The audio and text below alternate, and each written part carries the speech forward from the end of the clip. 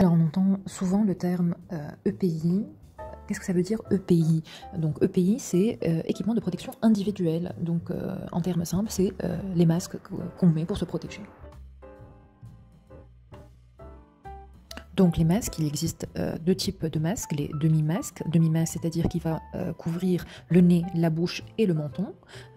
Donc les demi-masques, surtout, vous ne les mettez pas au niveau du cou, vous ne les mettez pas au niveau du front et vous ne les mettez pas au niveau de vos poches. Pour pouvoir mettre les masques, vous allez laver vos mains, puis avec une solution hydroalcoolique, désinfecter tout ça, puis vous allez porter votre masque. Une fois le masque utilisé, vous allez le jeter puisqu'il peut être une source de contamination, donc un nid à germes qui peut vous contaminer, donc contaminer le porteur. Et une fois jeté, vous laverez vos mains. Donc il y a aussi les masques intégrales. Donc le masque intégral recouvre toute la face. Donc vous avez le masque intégral. Quand on dit masque intégral, on pense à cette image où Poutine portait donc ce masque intégral lors de sa visite de leurs hôpitaux en Russie. Voilà, donc premier thème qu'on va aborder aujourd'hui, c'est le masque de type chirurgical ou aussi appelé masque anti-projection. Donc en général ce sont des masques qui ont la couleur bleue, mais bon, il peut avoir une couleur blanche. Donc ces masques n'ont pas de propriété filtrante de l'extérieur vers vous, donc le porteur, c'est-à-dire qu'il ne va pas pouvoir protéger le porteur. Donc ces masques de type chirurgical, vous avez le classique à 3 plis que tout le monde connaît, ou alors les masques en coque. Donc qui sont rigides. Puis il y a le masque, toujours dans le type chirurgical, de type 1, donc qui filtre 95% des bactéries qui vont du porteur du masque vers l'extérieur, donc vers autrui. Il y a le type 2 qui va filtrer 98% des projections des bactéries du porteur du masque vers son entourage. Et puis il y a le masque de type chirurgical avec la dénomination R qui veut dire plus résistant, donc plus étanche aux projections. Et puis il y a les normaux, donc N, et puis il faut connaître la durée de protection de ces masques. Donc en moyenne ils protègent pendant 4 heures, et en fait la durée de protection de ces masques est fonction de leur humidité. Une fois qu'il est humide, il faudra aller le jeter. Donc ce masque de type chirurgical protège qui? Donc il va protéger les autres, pas le porteur du masque, mais son entourage, sa famille, son environnement, et pour les médecins qui opèrent, donc le champ opératoire stérile. Donc il protège contre quoi? Il va vous protéger contre le risque de projection d'agents infectieux et notamment le virus, de sécrétion des voies aériennes supérieures lors d'éternuement ou de projection de salive lors de la toux, donc de postillon. Donc porté par qui? Ce type de masque chirurgical, il doit être porté donc s'il n'y a pas de pénurie et lors d'une volonté politique pour que les gens puissent ne plus être confinés donc par le grand public, mais lors d'une pénurie, et ce qui est le cas actuellement, donc par surtout les patients qui ont des symptômes type toux et fièvre, donc qui sont potentiellement contagieux, et par les professionnels de santé. Donc ce masque type chirurgical, à combien il est, le prix? Donc son prix varie de 500 millimes, 1 dinar 500 actuellement, mais ces prix donc risquent d'augmenter. Donc là on passe à la deuxième partie qui sont les masques de type FFP. Donc on entend FFP1, FFP2, FFP3, qu'est-ce que cela veut dire? Donc c'est de l'anglais, et donc c'est Filtering Face Piece. Donc qu'est-ce que ça veut dire? Ça veut dire que c'est un masque filtrant, donc filtrant. L'autre masque était filtrant. Que veut dire filtrant? Donc il est imperméable, ce masque, donc il filtre l'extérieur vers le porteur du masque. Donc s'il y a un virus à l'extérieur, le porteur du masque va être protégé puisqu'il aura donc un pourcentage de ces agents viraux externes qui vont être filtrés avant de passer vers lui.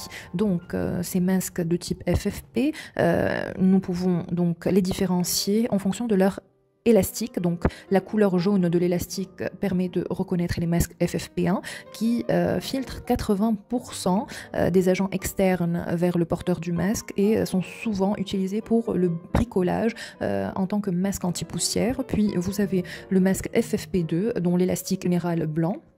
Le masque FFP2 va filtrer 94% des agents infectieux externes vers le porteur du masque, et en général ce masque est utilisé à usage médical. Et vous avez le masque FFP3, donc le masque avec l'élastique rouge qui va filtrer plus de 99% des agents infectieux externes ou non infectieux vers le porteur du masque. Et en général le masque FFP3 est utilisé comme protection contre l'amiante.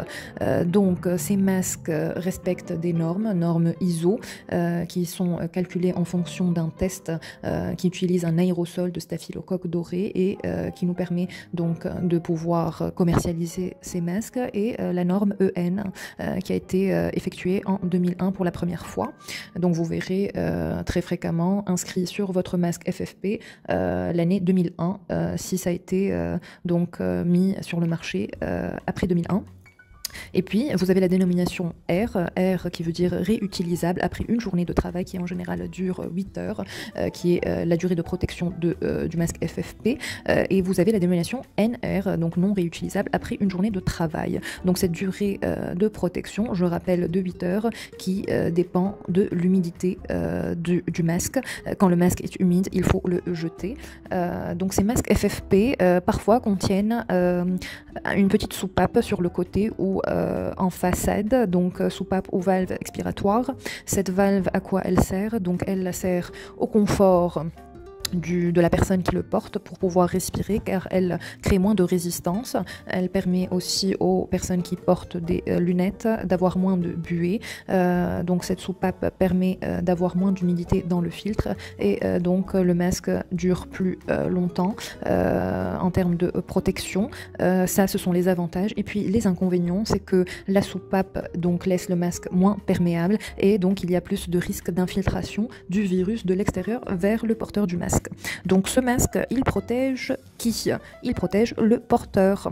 Ce masque protège contre quoi? Donc ce masque va protéger contre le risque potentiel d'inhalation d'agents infectieux, donc du virus, et donc transmissible par voie aérienne, que ce soit par des gouttelettes ou virus en suspension dans l'air. Donc ce masque FFP doit être porté par qui? Doit être porté surtout par le personnel soignant. À combien est ce masque? Donc ce masque coûte entre 25 et 70 dinars, et ce sont les prix actuels qui risquent également d'augmenter. Voilà, donc ce sont les données que vous devez connaître concernant les masques. Sachez que les masques périmés sont acceptés à l'utilisation s'ils ont une péremption qui est inférieure à 6 mois. Il suffit de faire 4 tests avec votre masque, donc vérifier la couleur, si elle est paraît originale, donc en fonction de la boîte dans laquelle était le masque, l'élastique, est-ce qu'il est solide ou pas, la barrette nasale, pareil, la solidité à vérifier, et est-ce que le masque arrive à s'ajuster au visage, et demander comment le masque a été conditionné.